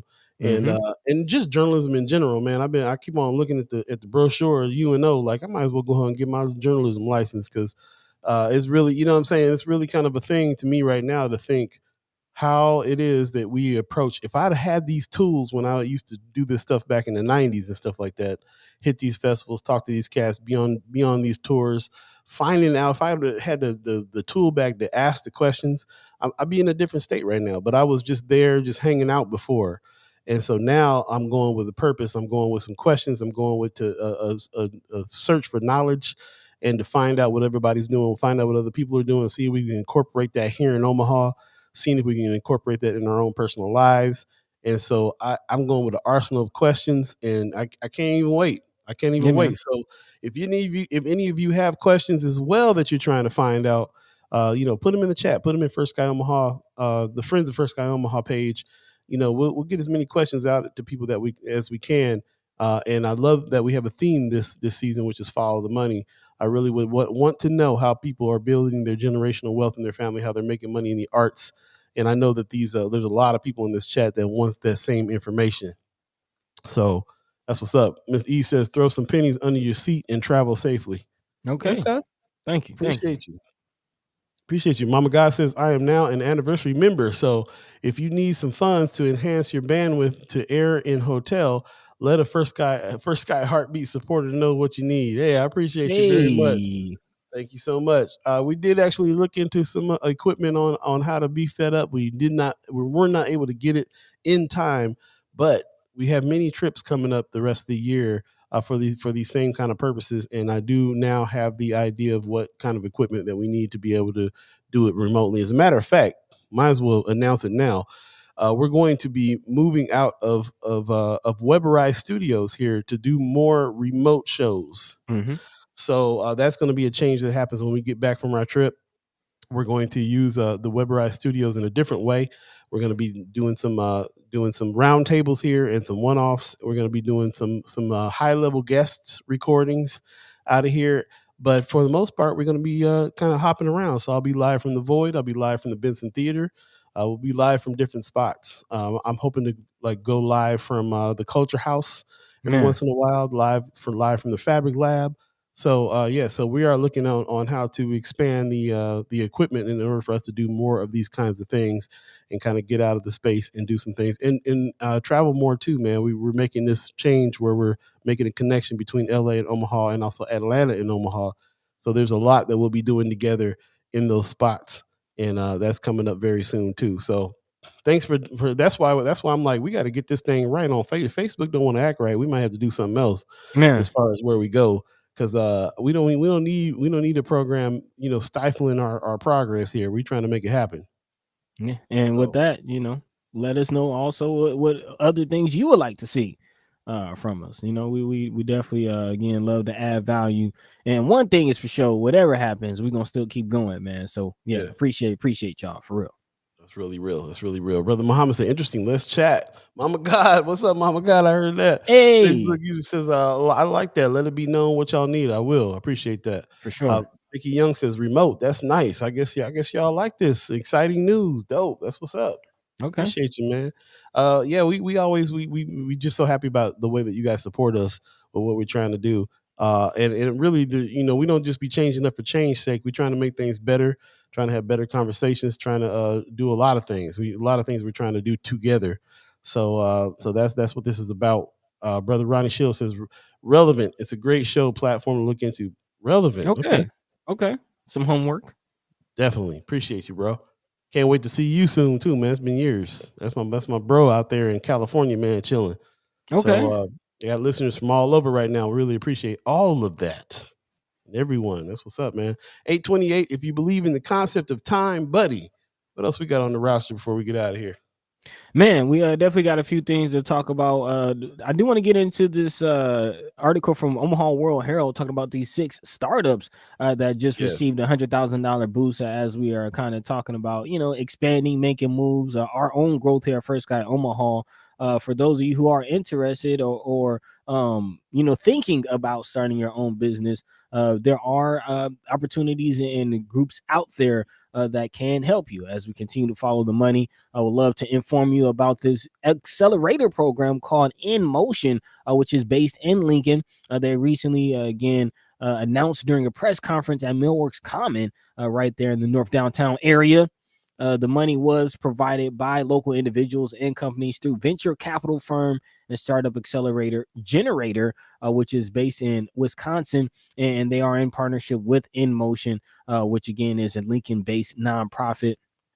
Also, Invest Nebraska was a part of this effort as well. So again, the 3 companies, Generator, Inmotion, and Invest Nebraska, all joined forces to give again $600,000 worth of funds to these startups. The startups are Her Headquarters, which connects women-owned businesses nationwide to resources and different connections. Also, Micro Wash, which is a medical device company marketing a product that collects nasal specimens for painless COVID-19 testing.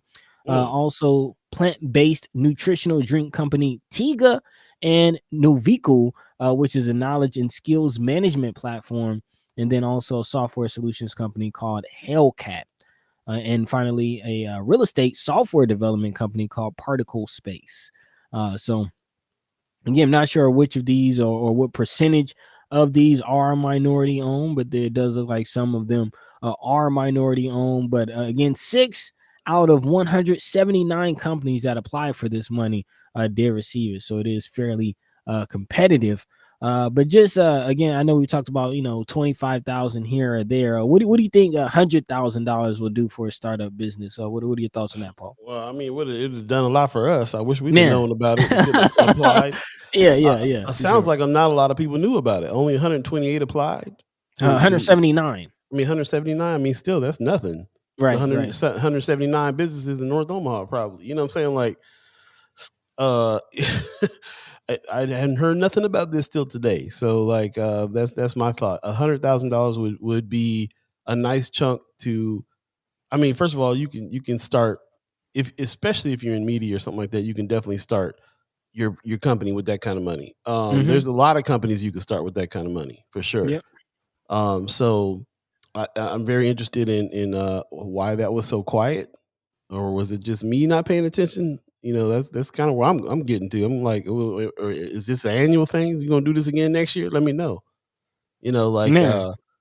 Like we all got some ventures. We all, everybody got a side hustle. That's another thing about Follow the Money this season is I'm always asking people, what's your side hustle?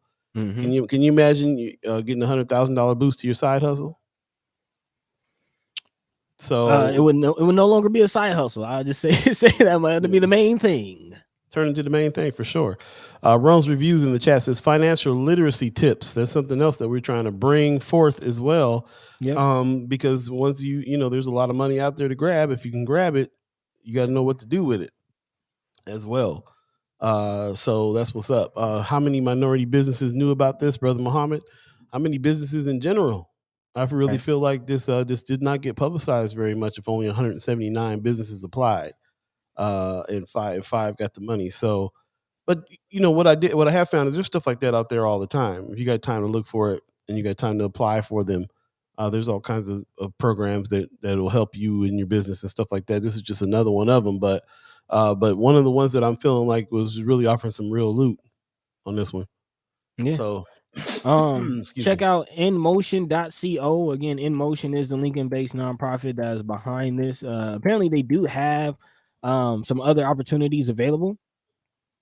So again, maybe not a lot of people knew about this, but that's why we're doing this show. That's why we have these types of conversations to spread the information and to inform people. Because again, there's obviously a lack in the information ecosystem, which is why we exist. So again, check out Inmotion.co. We just dropped that in the chat.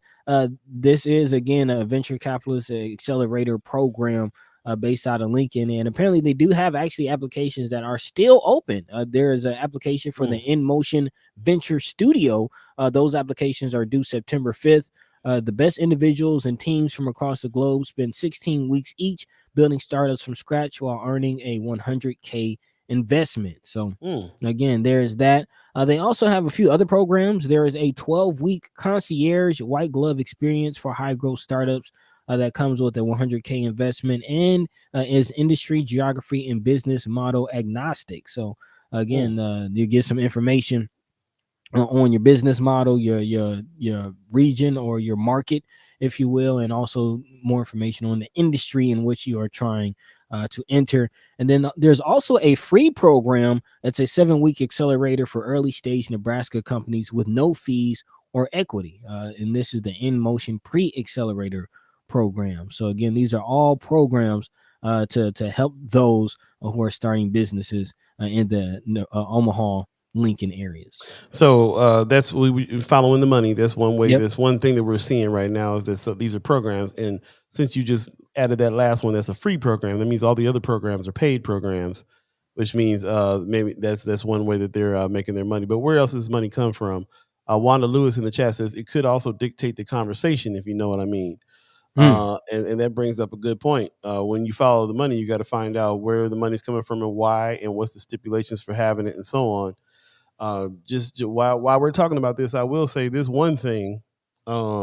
It's pretty much our prime directive that we won't let anybody tell us what to say and to talk about.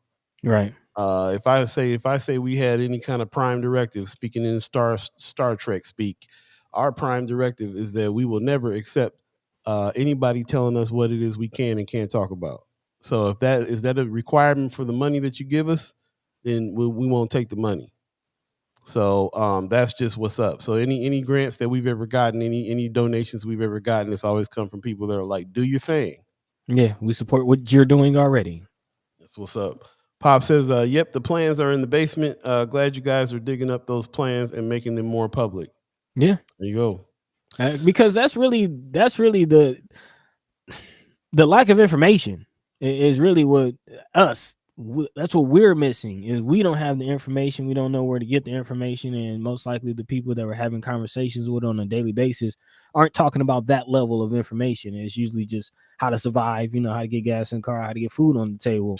Not many, 100,000, 6-figure, 7-figure conversations we're having on a daily basis, but the money is out there. That's the interesting part that I'm learning as, we get into business with First Sky Omaha, and we're looking at, some of those grant opportunities, as Paul was just mentioning, and we're just looking for opportunities in general as we grow.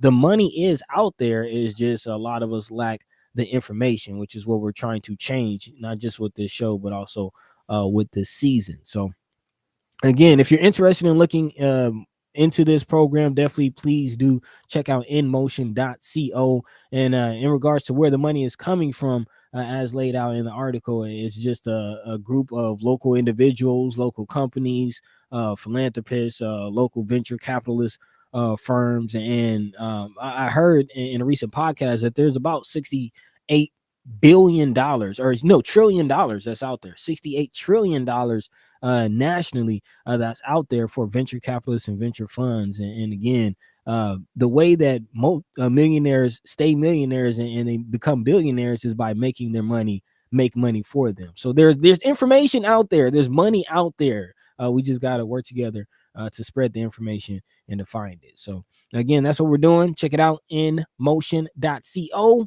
Tell a friend and tell a friend, man. Let's grow together. There you go. Let's take a quick break. You're listening to First Sky Omaha Radio, First Sky Omaha in the morning. Paul B, Buddi3 Da Gawd, Star Trek Rich, following the money with all of you. Stay tuned. We'll be right back very shortly.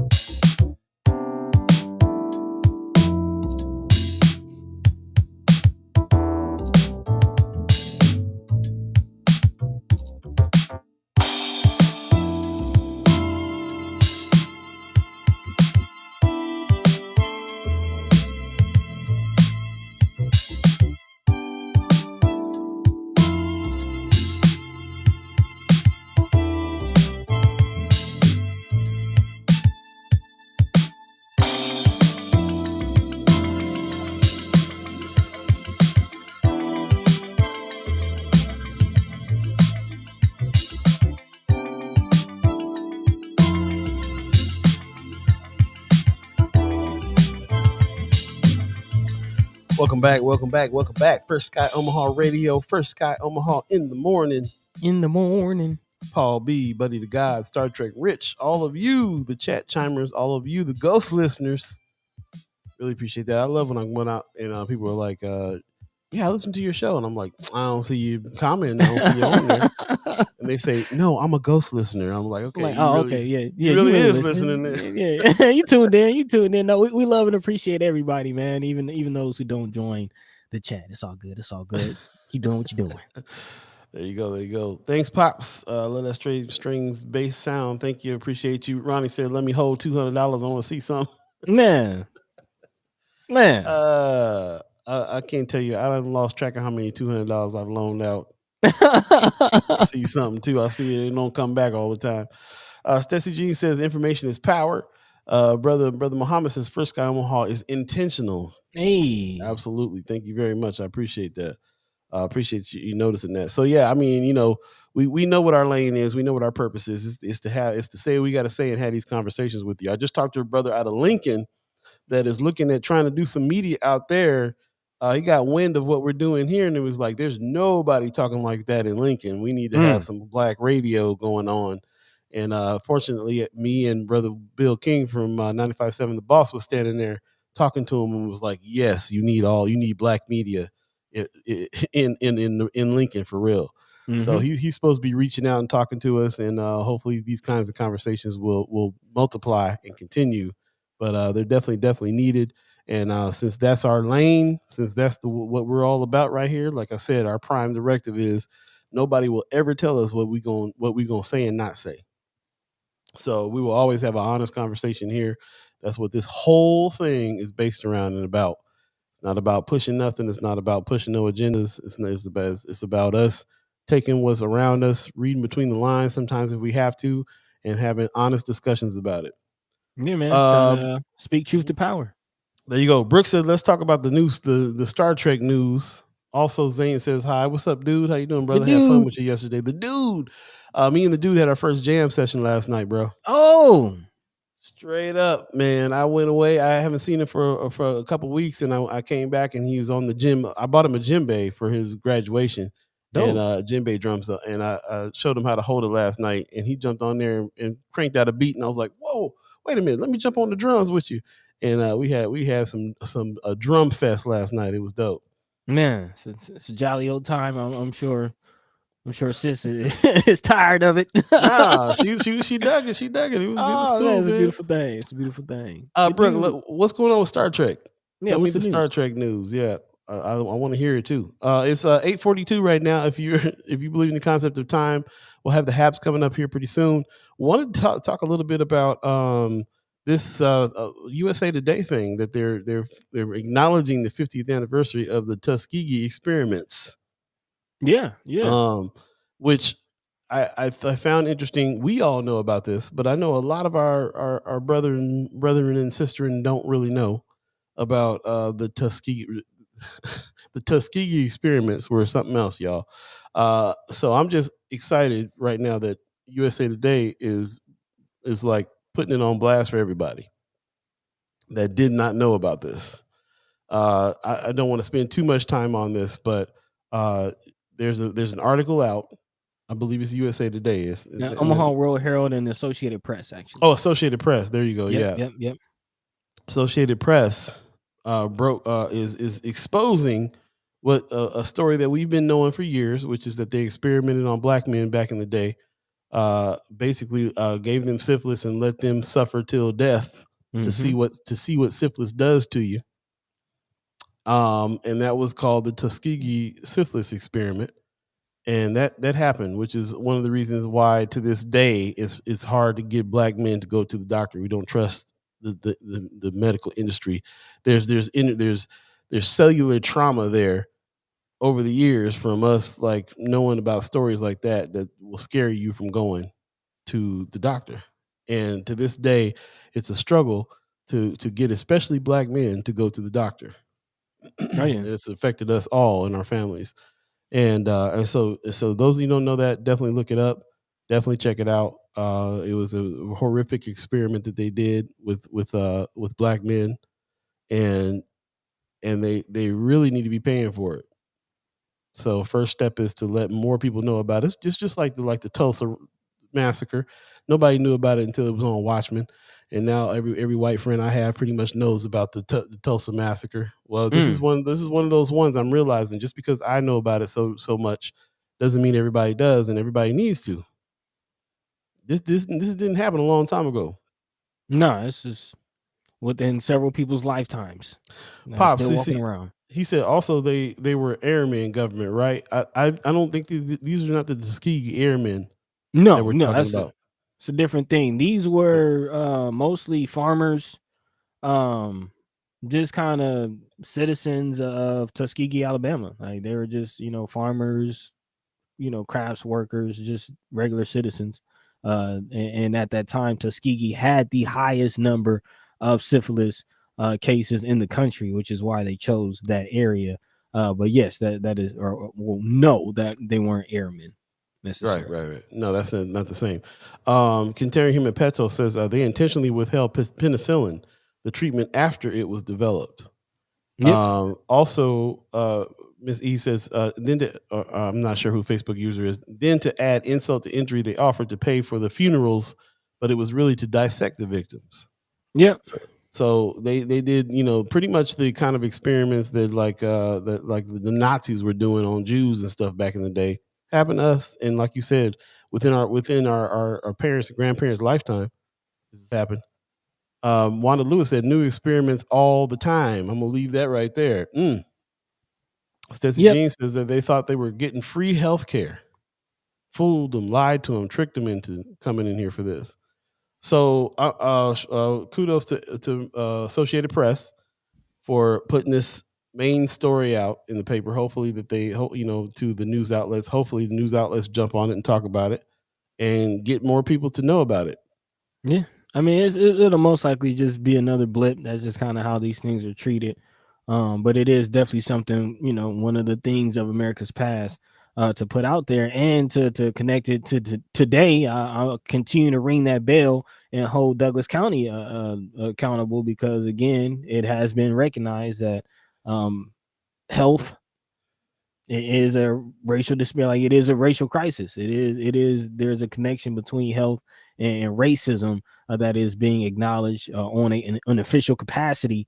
And there is a whole 22-point plan that Douglas County has released, and finally are creating an office to kind of oversee that plan. But I will continue to ring that bell and hold them accountable.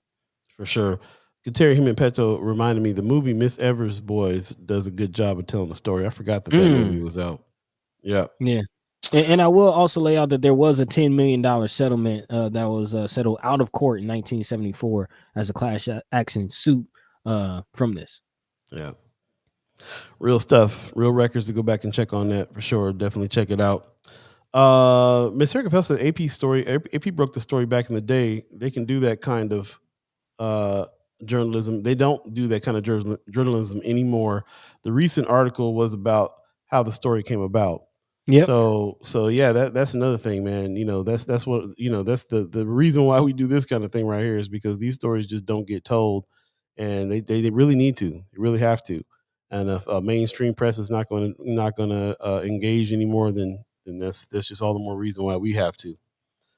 Before we get to the haps, Brooke was talking a little bit about some Star Trek news, and I just want to jump into that. She said Picard season 3, the whole the Next Generation crew, TNG crew, will be appearing. Season 3 of Picard will have Worf and Geordi. They're bringing lower deck characters into real life on Strange New World. Also, Star Trek Lower Decks are going to DS9, to Deep Space Nine. So, buddy, I know that probably sounds very foreign to you, all that whole thing. Actually, I caught it. You got it. Okay. Yeah. I mean, I know, they got the Lower Decks cartoon out. They're gonna bring some real characters, of course. Worf and Geordi. I'm loosely familiar. Okay, that's what's up. That's some big. You're right, Brooke. That's some big Star Trek news. You're really right about that. That's what's happening. So yeah, just wanted to make sure that we acknowledge that, because it is the Star Trek family around here for sure. So yeah, we gotta bring back the words of wisdom. We really do need to bring those words of wisdom back for sure. In the meantime, we got about 10 minutes left before we hit the haps. Want to do a lightning round of what we got left? Yes, sir. There are a couple more articles that we just don't have the time to really dive into the way we want it to. But we'll definitely hold this off, especially as we get closer to the November election. It is being reported by the Omaha World-Herald that candidates spent over $2 million during the Nebraska legislative primaries. Again, the most recent primary election we had in May was apparently a double. There was twice as much money spent during that campaign than as their colleagues just a decade earlier. But of course, that fell short of the record-setting spending levels of 2020. So there's definitely a lot of eyes being pointed towards campaign spending, especially since 2012, when the Nebraska Supreme Court ruled that Campaign Finances Limitation Act to be tossed out. So there are no real limitations, or at least as there were for campaign finances. So again, we'll continue to follow the money as we heat up towards November and see how the money is being spent, where the money is coming from for certain candidates, of course, and also talk about how we can get the candidates that we would like to support more money and more support and resources as well. So we'll definitely keep our eyes on that. Yeah. Now, also, big shout out to USA Today. I think this is the article you was talking about or thinking of, Paul, from USA Today. There is several apps out there that will aid in recording and actually even letting you know your rights during a traffic stop. Again, according to Mapping Police Violence, which is a national nonprofit, they found that nearly 600 people have been killed at the hands of police during traffic stops since 2017. And as a result, there are several apps now available to help people, again, record the incident, have some eyes on their side during the incident, even let them know of their rights prior to their engagement with police. So the apps are Turn Signal. That's Turn Signal with no A. So Turn SIGNL, Turn Signal. Offers to connect users to an attorney who has been trained in de-escalation through a live video chat if you're ever in a police situation. Also, Legal Equalizer is another app created in 2015, so you can look into that. Also, the ACLU, they have an app. It's called ACLU Mobile Justice, which again allows people to live stream interactions with law enforcement who are in close contact, and also will get them in contact with a local ACLU chapter. So there's that. Also, if you have an iPhone, you can launch traffic stop apps using Siri. For all you have to do is launch the Shortcuts app and then tap on My Shortcuts. Tap the plus sign next to the app that you would like to use, and then you'll be able to just say, "Hey Siri, I'm being pulled over," and the apps will turn on. So a big shout out to Star Trek Rich for dropping that link in the chat for anyone who is interested. Again, this could possibly save a life. Conter him and Peto in the chat says, I've heard that some states are working to pass legislation that makes it illegal to record traffic stops. I want to say Texas was one of them, but don't quote me. Yeah, I heard that too. I can't remember. I believe it was Texas too, but don't quote me either. I really did hear that was happening, that you had to stand a certain amount of feet back from a traffic stop in order to record a police officer. That's what they're trying to make that into a law. So, that needs to be fought tooth and nail, because that's basically freedom of the press. Arizona, Brother Rich said, that's happening. Arizona, Texas, kind of. Yeah. One and the same almost. Brother Bo says also 988 will soon be available nationwide to use for mental health, mental emergencies. So instead of 911 for non-police help. Yep. Good looking out on that. I did see that article passed it right by. 988 will soon be available. So start hitting 988 instead of 911 if there's a mental health emergency. And Wanda Lewis says, always remember to go live when being stopped. Just saying. Go live. Keep your phone charged. Go live for sure. Save a life. Absolutely. To jump back a little bit on the legislative $2 million that people use to run. Mm-hmm. Very important comment in here. This Facebook user says that's why poor people don't run for office. Yep. And very expensive. Very expensive. But it makes me think. I always think that too. Like, why does it cost so much? Well, it costs a lot because they use media. They have to pay media to put them out there. And I just listened to another Earn Your Leisure podcast that talked about the landscape of media and advertising changing so hard. They gave an example of one company that used over 300 influencers on Instagram in order to push their product, and how they, instead of using traditional advertising, they used influencers. And I'm wondering if we can do some of the same thing. It takes me back to when Obama ran and how he used social media. Yeah, social media so strongly, and it really became popular because of that. And if some of these candidates can use some of these new media ways to run without having to spend a whole bunch of money to do that, if there's an army of influencers that can get behind a candidate, for instance, how will that help the vote? I've said it in the past, man. We're all influencers. You don't necessarily have to be an influencer on social media to fit to foot that bill and to fit that role. Like, we all have influence in our social spheres. We all have influence on our friends. It costs nothing to open your mouth. And again, word of mouth is the most effective. Like, it doesn't matter how much you pay for any advertising. Word of mouth is the most effective way to advertise something.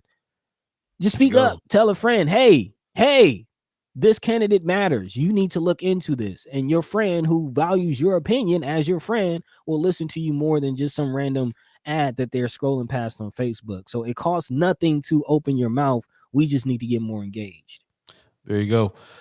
Miss Kimmer Snipes in the house. What's up? She says, I sit on a national coordinating committee for state voices, and we're talking about how to invest more in local elections. Invest more in local elections, but also let's use some of this new marketing, new media to really push. And like you said, be engaged. Brother Muhammad said, yes, we can.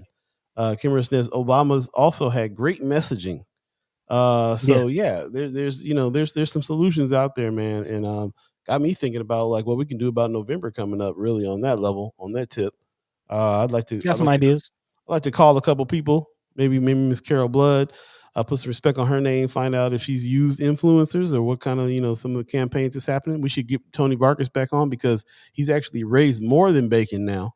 No, nice. And Bacon came in hot with like a couple million or something like that, and Tony Vargas has been grassroots raising funds to match that. So we need to find out about his operation as well, and ask some questions on how he did that, follow that money. That's what's up. Relational organizing, they're saying. Okay. I'm gonna write that phrase down. Look into that for sure. That's what's Relational organizing. 3 minutes left. Let's try to jump into a little bit of a haps before we get out of here. Yes. I got one last thing. Okay. One last thing. Okay.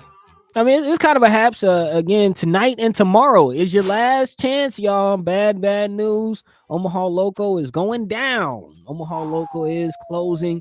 It is with deep regret that due to both health and financial reasons, Omaha LoCo delivery will cease operations after all deliveries have been finished.